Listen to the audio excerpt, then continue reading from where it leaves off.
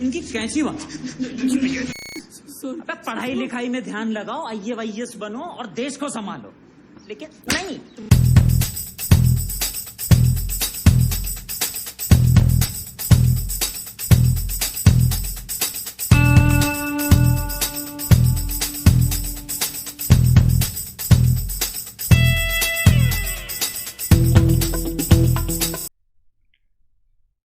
Okay guys, welcome to the your physics coach. So अभी हम लोग जो डिस्कस करने वाले हैं वो IIT JEE एडवांस का कॉन्सेप्ट है और वो रिलेटेड है इंड्यूस्ड इलेक्ट्रिक फील्ड से, कि इलेक्ट्रिक फील्ड कैसे इंड्यूस्ड होती है जब मैग्नेटिक फ्लक्स चेंज होता है किसी भी एरिया के थ्रू। ठीक है, तो लास्ट क्लास में हम लोगों ने देखा था कि इलेक्ट्रिसिटी कैसे बनाई जाती है, वो पार्ट 1 था। उसका पार्ट 2 मैं बहुत ही जल्दी आपके लिए यहाँ पे यूट्यूब पे अपलोड कर दूंगा गाइस, और उसमें हम प्रॉपर एनिमेशन के थ्रू देखेंगे कि इलेक्ट्रिसिटी बनती कैसे है, क्या होता है, कैसे आपका रोटर रोटेट करता है और वो एनर्जी कहाँ से आती है जिससे हम उसको रोटेट करते हैं। लेकिन उससे पहले हमको ये IIT JEE एडवांस्ड का कॉन्सेप्ट जानना बहुत ज़रूरी है कि इलेक्ट्रिक फील्ड इंड्यूस्ड होती ही क्यों है, उसका रीज़न क्या है। राइट, कि जब भी आप कोई स्टेशनरी कंडक्टर रखते हो तो आप देखते हो कि उसमें जब फ्लक्स चेंज करोगे तो इलेक्ट्रॉन्स उसमें घूमेंगे। राइट, सो अभी हमारे पास स्क्रीन पे कुछ 4 क्वेश्चंस हैं, तो इसको पहले डिस्कस करते हैं। सो इंड्यूस्ड इलेक्ट्रिक फील्ड के बारे में ये जो 4 हमारे पास क्वेश्चंस हैं उसमें से पहला क्वेश्चन है कि इंड्यूस्ड EMF इन अ स्टेशनरी कंडक्टर। राइट, सो इसका ऑलरेडी मैं पहले काफ़ी डिटेल में एक वीडियो बना चुका हूँ कि इलेक्ट्रिसिटी कैसे प्रोड्यूस होती है पार्ट 1 में, उसमें काफ़ी अच्छे से एनिमेशन के साथ समझाए हुए, तो आप उस वीडियो को देख सकते हो। उसका लिंक मैं नीचे डिस्क्रिप्शन बॉक्स में डाल दिया है आपके लिए, और एंड में भी, वीडियो के एंड में भी आ जाएगा वो। सो इसको हम फटाफट से एक बार रिव्यू कर लेंगे कि क्या है। और सेकंड पॉइंट आप देख सकते हो कि electrostatic field never forms closed loops. Okay, तो इलेक्ट्रोस्टैटिक फील्ड क्लोज लूप नहीं बनाती है, ये हम लोगों ने पढ़ा था। राइट, इलेक्ट्रोस्टैटिक्स में कि सिंपल जो चार्जेस होते हैं उनकी वजह से इलेक्ट्रिक फील्ड होती है। अब वो पॉजिटिव चार्ज है तो इलेक्ट्रिक फील्ड एमिनेट करती है, नेगेटिव चार्ज पे टर्मिनेट कर जाती है। लेकिन यहाँ पे ये कौन सी तरीके की इलेक्ट्रिक फील्ड है जो इंड्यूस हो रही है मैग्नेटिक फ्लक्स की वजह से। क्या ये क्लोज लूप बनाती है या नहीं बनाती है, और किस तरीके की इलेक्ट्रिक फील्ड है ये, क्योंकि वो वाली फील्ड तो हमारी कंजर्वेटिव थी। तो ये हमारा थर्ड पॉइंट है जो इंपॉर्टेंट है बहुत इसके रिगार्डिंग, कि electric field is conservative in nature. Right, ये हमने पढ़ा था। लेकिन अभी हमारे पास ये जो इंड्यूस्ड इलेक्ट्रिक फील्ड आई है ये कंजर्वेटिव होती है या नहीं, या फिर ये नॉन कंजर्वेटिव होती है, ये हम जानेंगे। सो फोर्थ पॉइंट जो कहता है कि अगर हमने non conducting uniformly charged ring रख दी अगर टाइम वेरिंग मैग्नेटिक फील्ड में, तो उसके साथ क्या होने वाला है।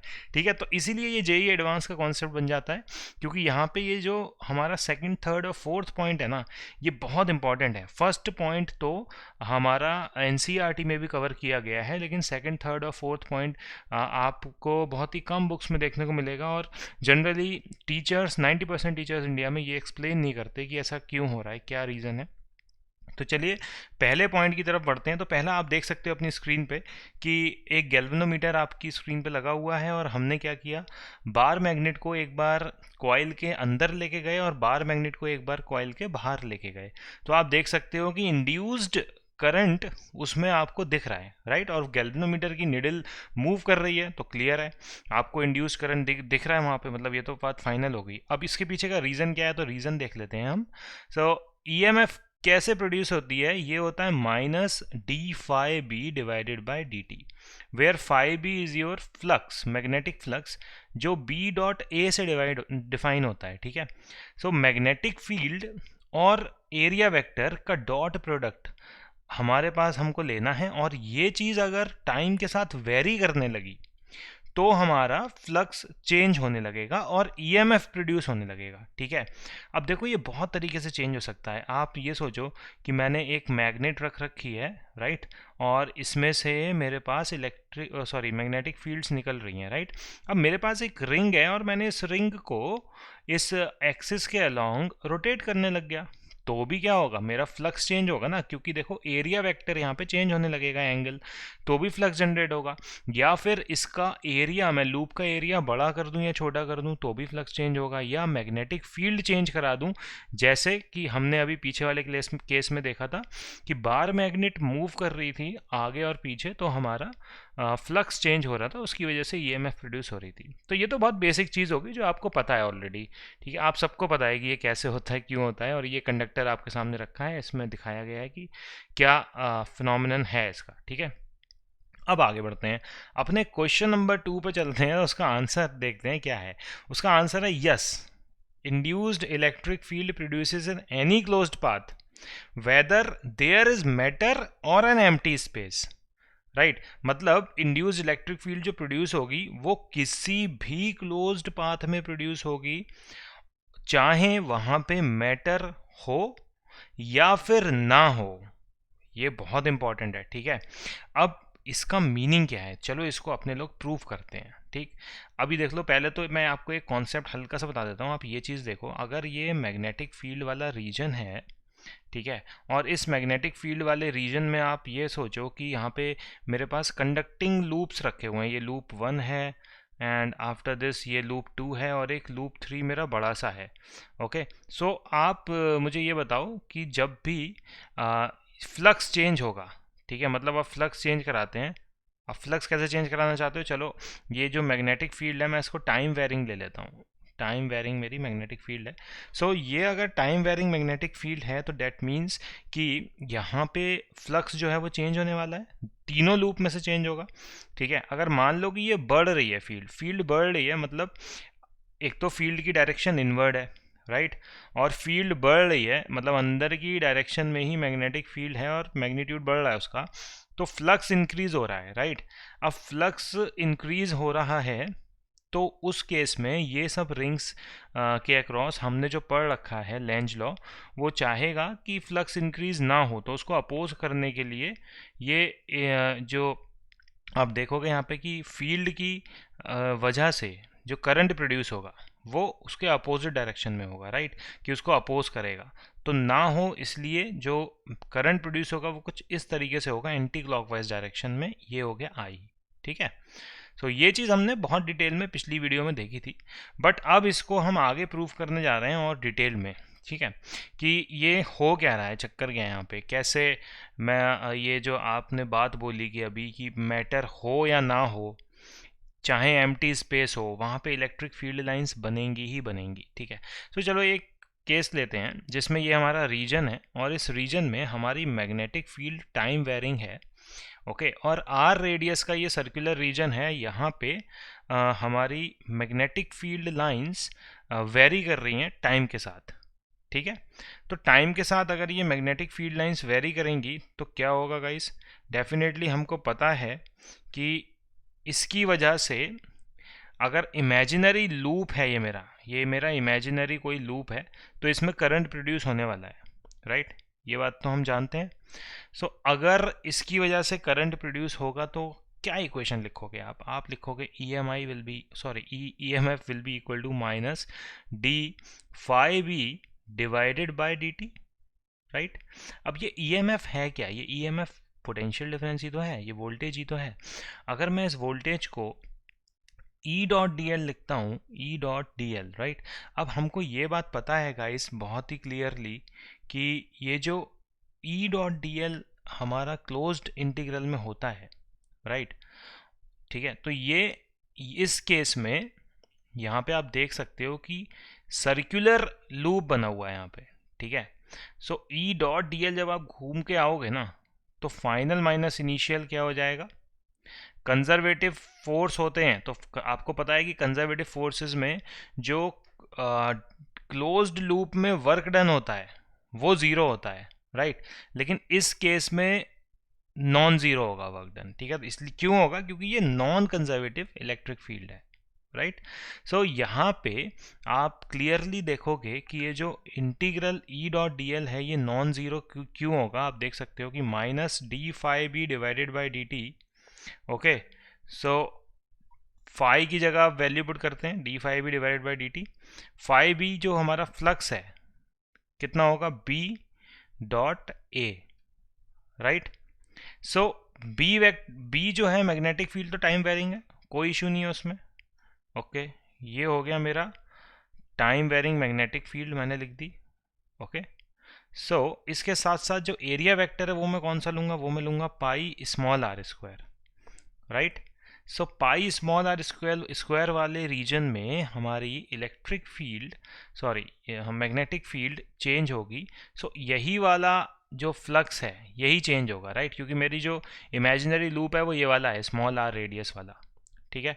सो इंटीग्रल ई डॉट डी एल अगर मैं क्लोज लूप में लिखना चाहूँगा, सो ये क्या लिखूँगा मैं, E dot 2 pi small R, और ये किसके बराबर हो जाएगा, minus D B divided by D T. अब मेरी बी मुझे पता है कि टाइम वेरिंग है, और पाई आर स्क्वायर, तो यहाँ से पाई कैंसिल हो गया और एक आर से एक आर स्क्वायर यहाँ पे कैंसिल हो गया।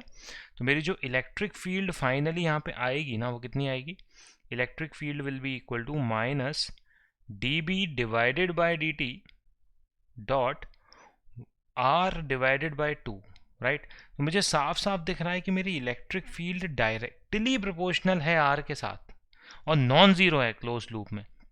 अब देखो होता क्या है कि आपको पता है कि कंजर्वेटिव फील्ड में जब भी आप कोई चार्ज को मूव करोगे या कोई भी मतलब जो उस फील्ड के अपोजिट आपको वर्क करना पड़ेगा, राइट। सो वो वर्क आपका पोटेंशियल एनर्जी में स्टोर होता है। इस केस में ऐसा कुछ नहीं है। आपने क्या कभी ऐसा नोटिस किया कि जब हमने पीछे वाले केसेस देखे थे और मैंने मैग्नेट इसके पास लेके गया तो इलेक्ट्रॉन्स पहले तो एक डायरेक्शन में गए, ठीक, क्या फिर वापस दोबारा उसी डायरेक्शन में अपने आप गए थे, क्या नहीं गए थे।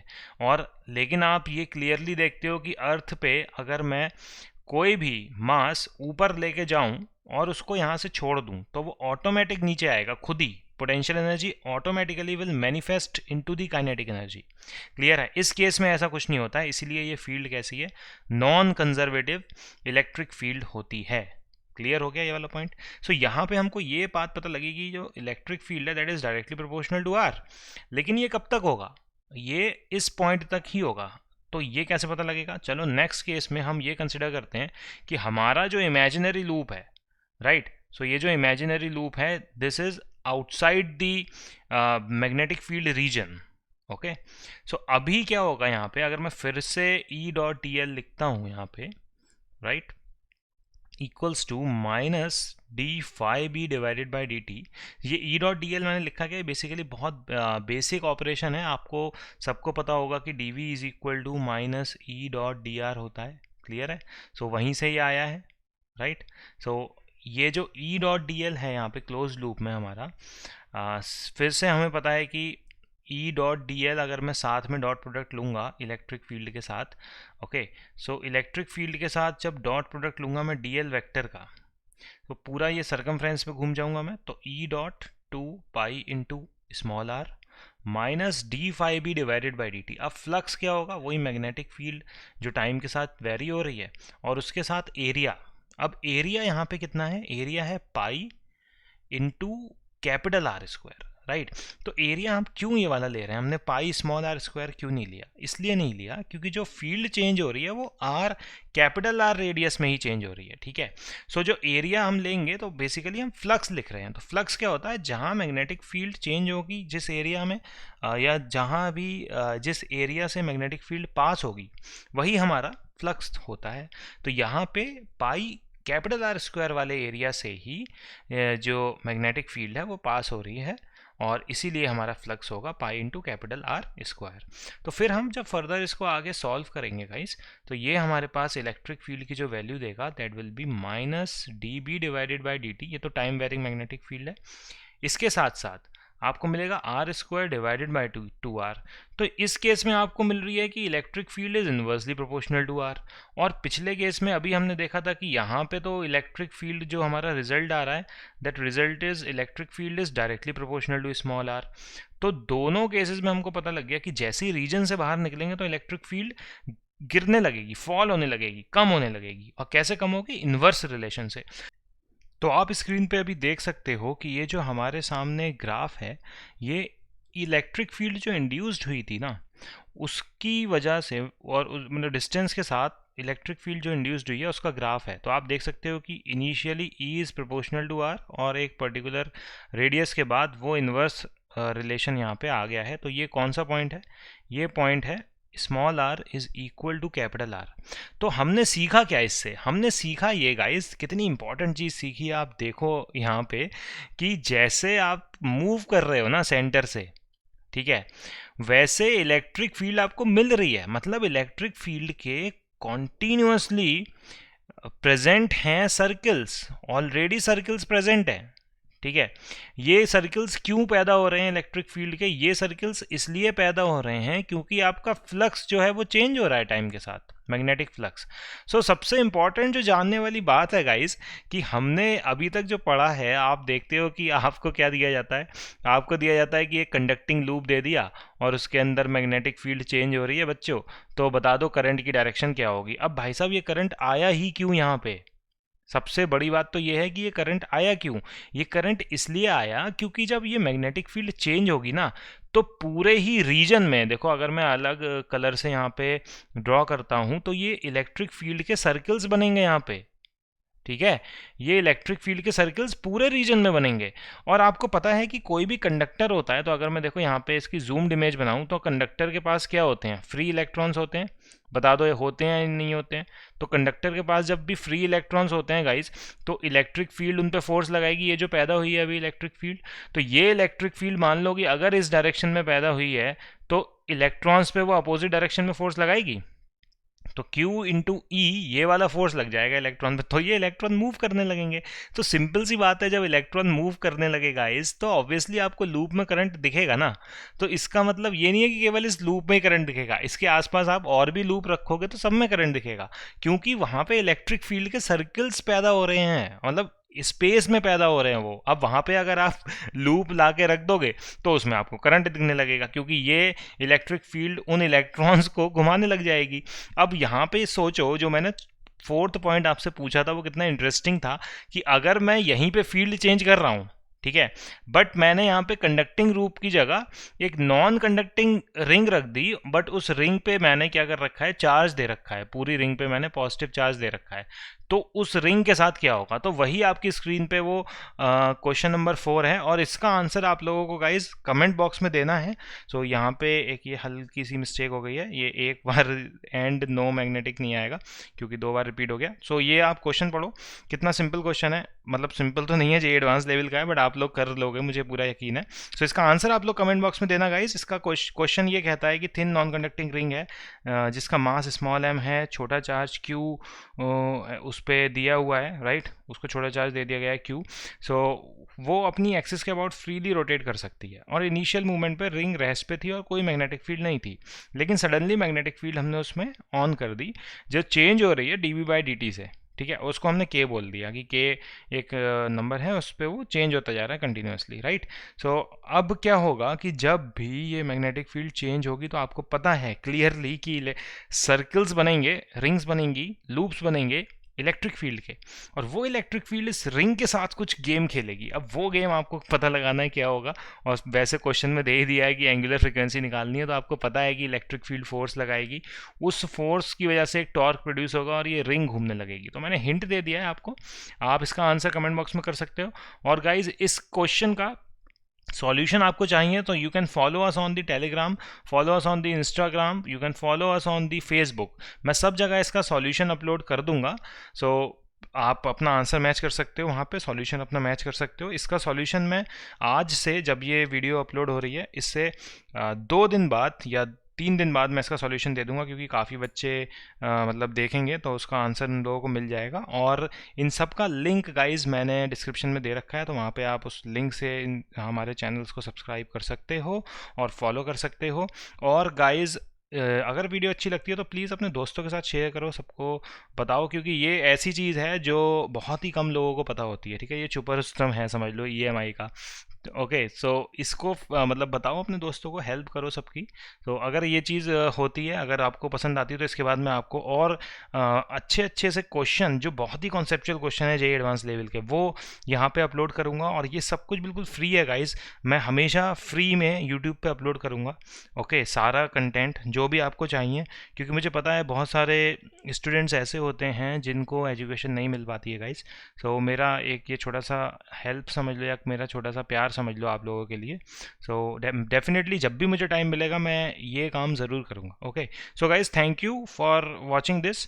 ओके मिलते हैं फिर नेक्स्ट वीडियो में, तब तक के लिए बाय बाय, टेक केयर।